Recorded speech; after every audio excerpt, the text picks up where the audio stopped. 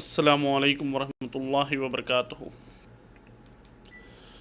سامعین، جیسا کہ میں نے آپ کو کہا تھا کہ میں حج کے تعلق سے کچھ مضامین کی خواندگی آپ کے سامنے کرنے والا ہوں، جس سے ہمیں یہ سمجھ آئے گا کہ حج اللہ تعالیٰ نے کیوں فرض کیا تھا، حج میں کیا بگاڑ حضرت ابراہیم علیہ السلام کے دور کے بعد آ گیا تھا، اور حج کے کیا فائدے ہیں۔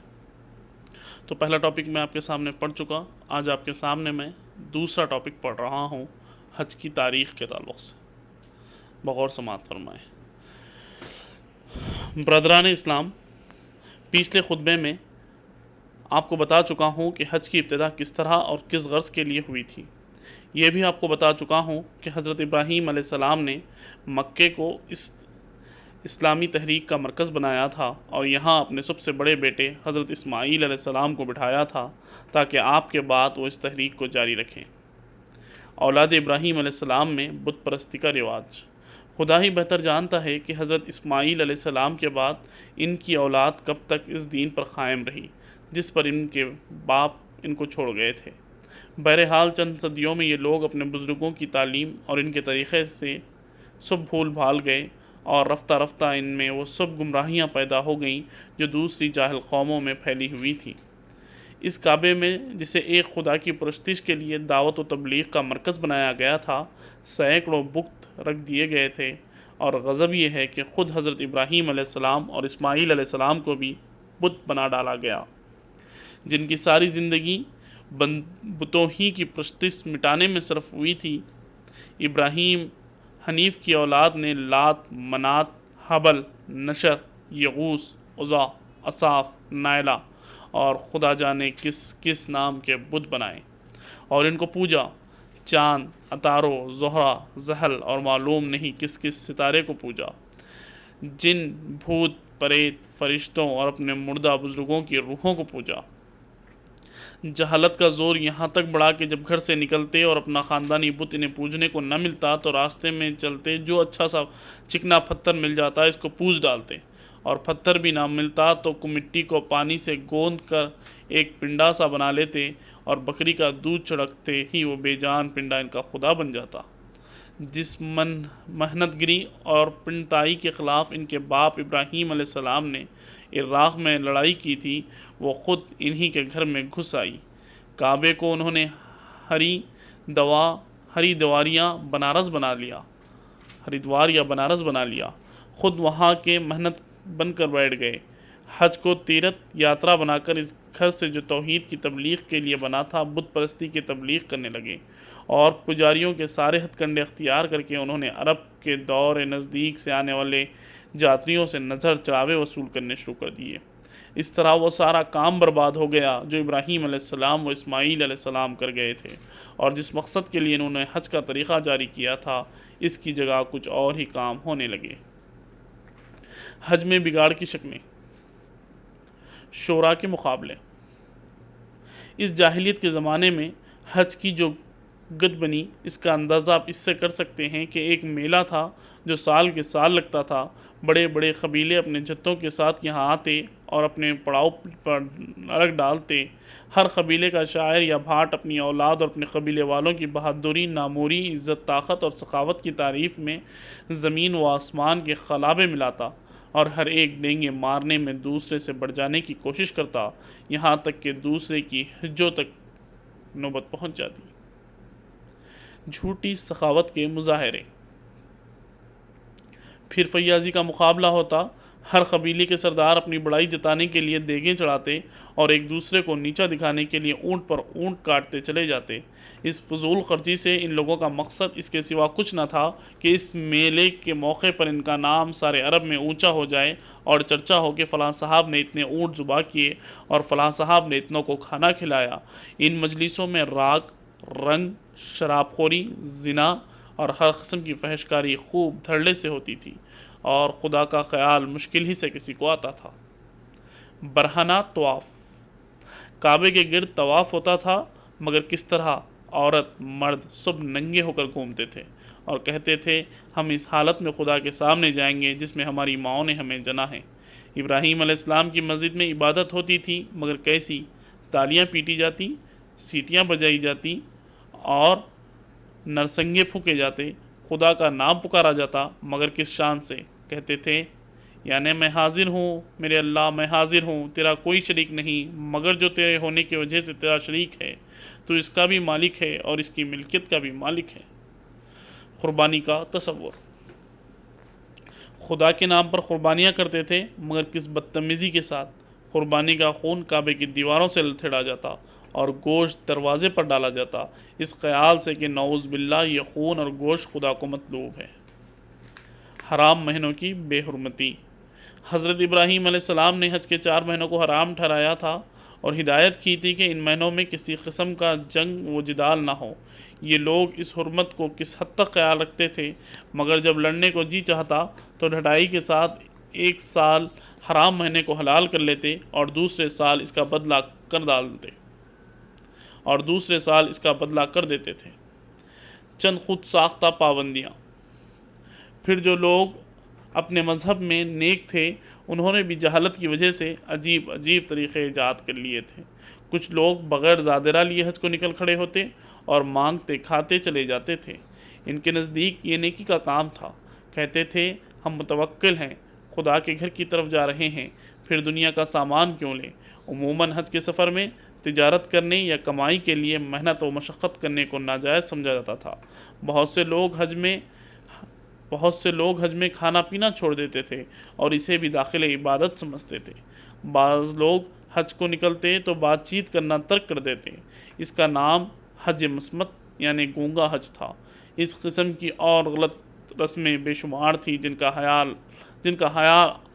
हाल बयान करके मैं आपका वक्त ज़ाय करना नहीं चाहता। दुआए खलील की कबूलियत।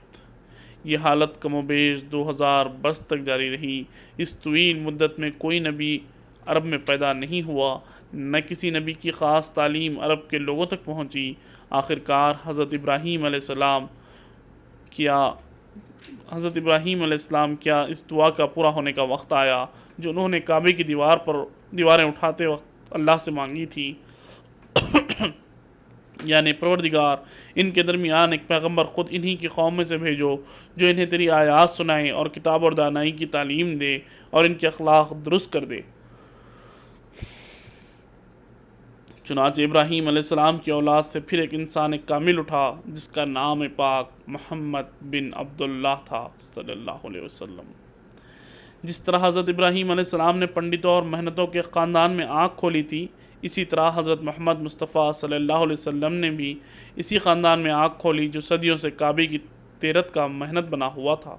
जिस तरह इब्राहीम अलैहिस्सलाम अपने हाथ से ख़ुद अपने मेहनती पर ज़रब लगाई, इसी तरह हज़रत सल्लल्लाहु अलैहि वसल्लम ने भी इस पर ज़रब लगाई, और महज ज़रब नहीं लगाई बल्कि हमेशा के लिए इसकी जड़ काट दी।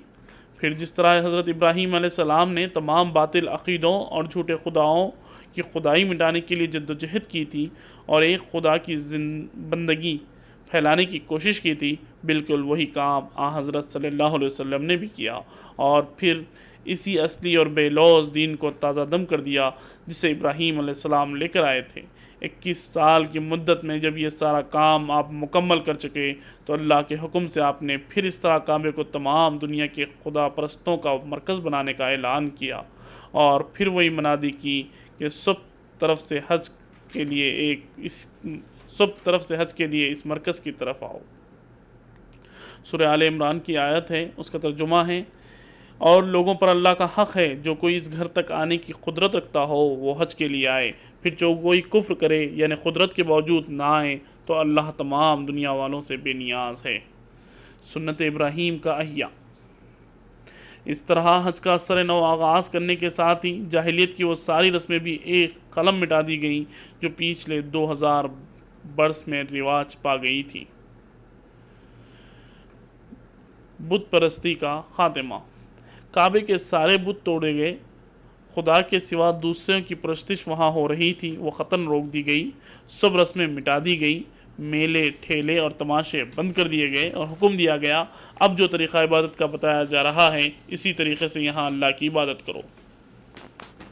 सूरह बकरा की 197 आयत में अल्लाह ताला फरमाता है, अल्लाह को याद करो इस तरह जैसी तुम्हें अल्लाह ने हिदायत की है, वरना इससे पहले तुम लोग गुमराह लोग थे।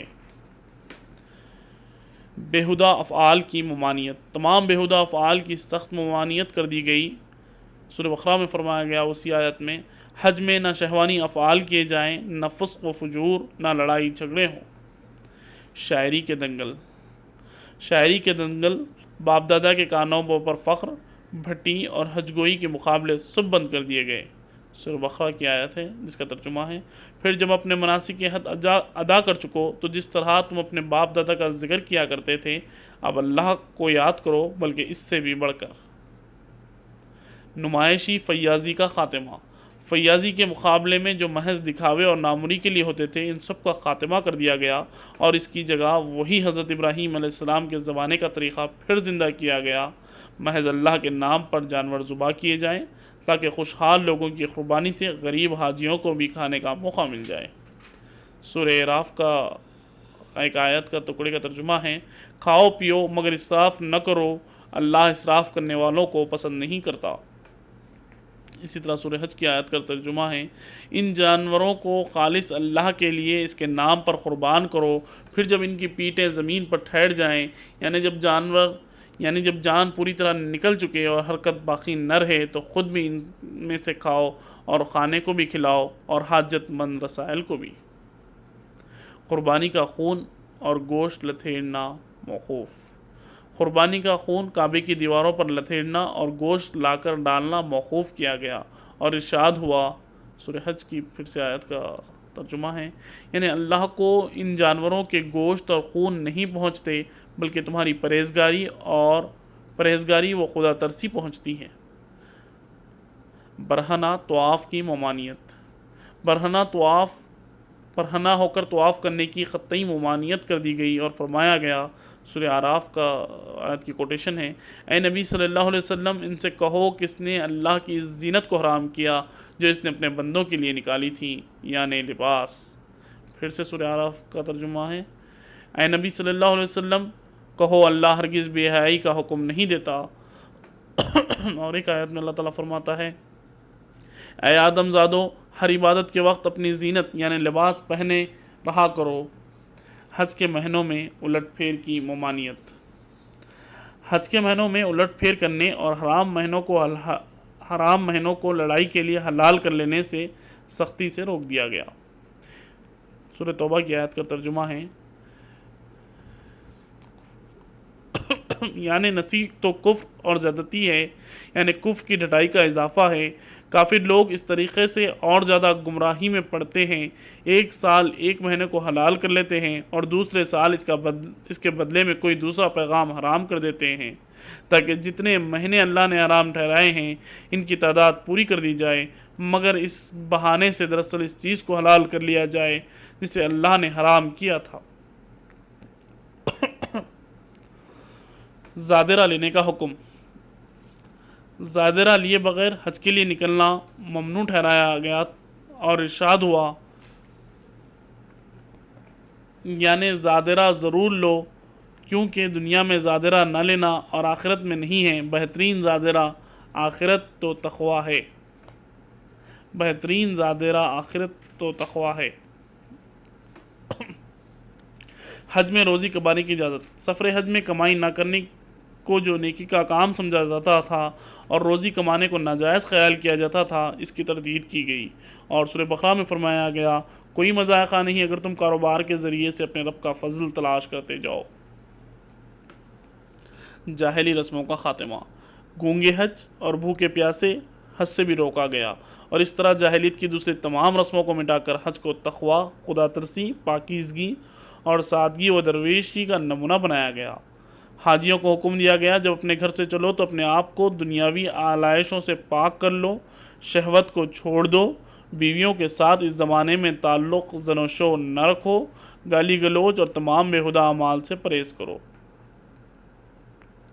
میقات کا تعین، کعبہ کی طرف آنے والے جتنے راستے ہیں ان سب پر 20 میل دور سے ایک حد مقرر کر دی گئی کہ اس حد سے آگے بڑھنے سے پہلے لوگ اپنے لباس بدل کر احرام کا فقیرانہ لباس پہن لیں تاکہ سب امیر و غریب یکساں ہو جائیں، الگ الگ قوموں کے امتیازات مٹ جائیں اور سب کے سب اللہ کے دربار میں ایک ہو کر فقیر بن کر عاجزانہ شان کے ساتھ حاضر ہوں۔ پرامن ماحول کی ہدایت۔ احرام باندھنے کے بعد انسان کا خون بہانا تو درکنار جانور تک کا شکار کرنا حرام کر دیا گیا۔ امن پسندی پیدا ہو، پہمت دور ہو جائے اور طبیعتوں میں روحانیت کا غلبہ ہو۔ حج کے 4 مہینے اس لیے حرام کیے گئے کہ اس مدت میں کوئی لڑائی نہ ہو، کعبے کو جانے والے تمام راستوں میں امن رہے اور زائرین حرم کو کوئی نہ چھیڑے۔ اس شان کے ساتھ جب حاجی حرم پہنچے تو ان کے لیے کوئی میلہ، ٹھیلا، کھیل، تماشا، ناچ، رنگ وغیرہ نہیں ہے۔ قدم قدم پر خدا کا ذکر ہے، نمازیں ہیں، عبادتیں ہیں، قربانیاں ہیں، کعبے کا طواف ہے اور کوئی پکار ہے تو بس یہ ہے کہ ایک ہی نعرہ تلبیہ۔ تلبیہ کا ترجمہ ہے یعنی میں حاضر ہوں میرے اللہ، میں حاضر ہوں تیرا کوئی شریک نہیں، میں حاضر ہوں، یقیناً تعریف سب تیرے ہی لیے ہیں، نعمت سب تیرے ہی لیے ہے، ساری بادشاہی تیری ہی ہے، تیرا کوئی شریک نہیں۔ ایسے ہی پاک و صاف، بے لوث اور مخلصانہ حج کے متعلق نبی کریم صلی اللہ علیہ وسلم نے فرمایا، جس نے اللہ کے لیے حج کیا اور اس میں شہوات اور نسخ و فجور سے پرہیز کیا، وہ اس طرح پلٹا جسے آج اپنی ماں کے پیٹ سے پیدا ہوا ہے۔ فریضہ حج کی اہمیت۔ اب قبل اس کے کہ آپ کے سامنے حج کے فائدے کے بارے میں کچھ بیان کیے جائیں، یہ بتا دینا ضروری ہے کہ یہ فرض کیسا ہے۔ قرآن میں اللہ تعالیٰ فرماتا ہے، اور لوگوں پر اللہ کا حق ہے کہ جو اس گھر تک پہنچنے کی قدرت رکھتا ہو وہ اس کا حج کرے، اور جس نے کفر کیا اور تمام دنیا والوں سے بے نیاز ہے۔ اس آیت میں قدرت رکھنے کے باوجود حج قصداً نہ کرنے کو کفر کے لفظ سے تعبیر کیا گیا، اور اس کی شرح نبی کریم صلی اللہ علیہ وسلم کی ان 2 حدیثوں سے ہوتی ہے۔ پہلی حدیث کا ترجمہ ہے یعنی جو شخص زاد راہ اور سواری رکھتا ہو جس سے بیت اللہ تک پہنچ سکتا ہو اور پھر بھی حج نہ کرے تو اس کا اس حالت میں مرنا اور یہودی یا نصرانی ہو کر مرنا یکساں ہے۔ اللہ محفوظ رکھے۔ اور ایک حدیث ہے جس کا ترجمہ ہے، جس کو نہ کسی شرعی حاجت نے حج سے روکا، نہ کسی ظالم سلطان نے، نہ روکنے والے مرض نے، اور پھر اس نے حج نہ کیا اور اسی حالت میں اسے موت آ جائے تو اسے اختیار ہے کہ خواہ یہودی بن کر مرے یا نصرانی بن کر۔ اور اس کی تفسیر حضرت عمر نے کی جب کہا کہ جو لوگ قدرت رکھنے کے باوجود حج نہیں کرتے، میرا جی چاہتا ہے کہ ان پر جزیہ لگا دوں، وہ مسلمان نہیں ہیں۔ اللہ تعالیٰ کے اس فرمان اور رسول و خلیفہ رسول کی تشریح سے آپ کو اندازہ ہو گیا ہوگا کہ یہ فرض ایسا فرض نہیں ہے کہ جی چاہے تو ادا کیجئے اور نہ جی چاہے تو ٹال دیجئے، بلکہ یہ ایک ایسا فرض ہے کہ ہر اس مسلمان کو جو کعبے تک پہنچ جانے اور آنے کا خرچ رکھتا ہو اور ہاتھ پاؤں سے معذور نہ ہو، عمر میں 1 مرتبہ اسے لازماً ادا کرنا چاہیے، خواہ وہ دنیا کے کسی کونے میں، خواہ اس کے اوپر بال بچوں کی اور اپنے کاروبار یا ملازمت وغیرہ کی کیسی ہی ذمہ داریاں ہوں۔ جو لوگ قدرت رکھنے کے باوجود حج کو ٹالتے رہتے ہیں اور ہزاروں مصروفیتوں کے بہانے کر کے سال پر سال یوں ہی گزارتے چلے جاتے ہیں، ان کو اپنے ایمان کی خیر منانی چاہیے۔ رہے وہ لوگ جن کو عمر بھر کبھی یہ خیال ہی نہیں آتا کہ حج بھی کوئی فرض ان کے ذمے ہیں، دنیا بھر کے سفر کرتے پھرتے ہیں، کعبہ یورپ کو آتے جاتے حجاز کے ساحل سے بھی گزر جاتے ہیں جہاں سے مکہ صرف چند گھنٹوں کی مسافت پر ہے، اور پھر بھی حج کا ارادہ تک ان کے دل میں نہیں گزرتا، وہ قطعاً مسلمان نہیں، وہ جھوٹ کہتے ہیں۔ وہ قطعاً مسلمان نہیں جو جھوٹ کہتے ہیں۔ اگر اپنے آپ کو مسلمان کہتے ہیں اور قرآن سے جاہل ہیں جو انہیں مسلمان سمجھتا ہے، اگر اپنے آپ کو مسلمان کہتے ہیں اور ان سے جاہل ہیں جو انہیں مسلمان سمجھتا ہے، ان کے دل میں اگر مسلمانوں کا درد اٹھتا ہے تو اٹھا کرے، اللہ کی اطاعت اور اس کے حکم پر ایمان کا جذبہ تو بہرحال ان کے دل میں نہیں ہے۔ دوستو، یہاں تک ہمارا دوسرا ٹاپک ختم ہوتا ہے۔ انشاءاللہ میں آنے والے ویڈیو میں تیسرا ٹاپک آپ کے سامنے